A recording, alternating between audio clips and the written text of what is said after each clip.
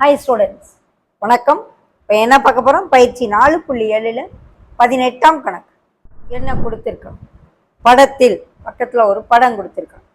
வட்ட நாற்கரம் ஏபிசிடி. ஏபிசிடிங்கிறது ஒரு வட்ட நாற்கரம். அதனால தான் இந்த எதிர்கோணங்கள் மிக நிரப்பி கோணங்களாக கொடுத்துருக்காங்க பாருங்க. இது 100, இது 80, 180. ஏபிசிடியில் பக்கம் டிசி ஆனது இ வரை நீட்டப்பட்டுள்ளது.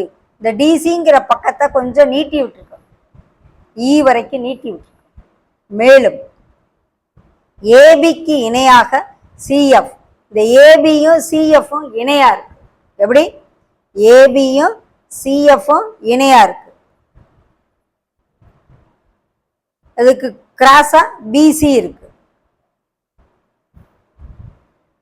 அப்படி பிசி இருக்கு, ரெண்டுக்கு இணையா ஒரு கோடு வருது அப்படின்னா இந்த கோணம் ரெண்டு சமமா இருக்கும். முதல்ல இது 100னா இதுவும் என்னன்னு ஆயிரும்? 100ன்னு ஆயிரும்.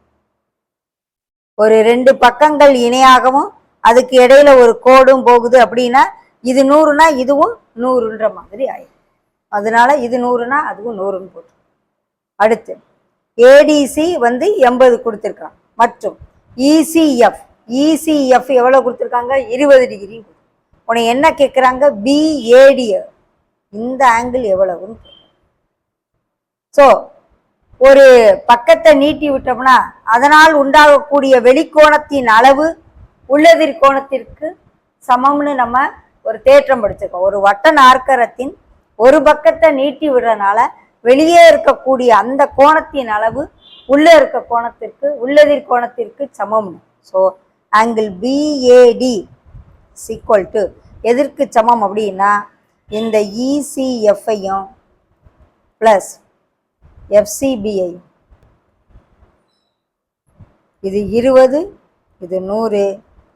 இது எப்படி போட்டு? இது உள்ளதிர்கோணங்கள்னால போட்டது. So 120 degree.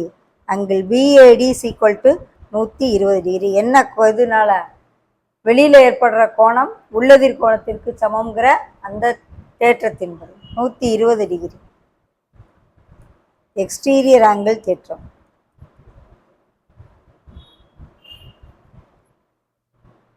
ஸோ விடை 3.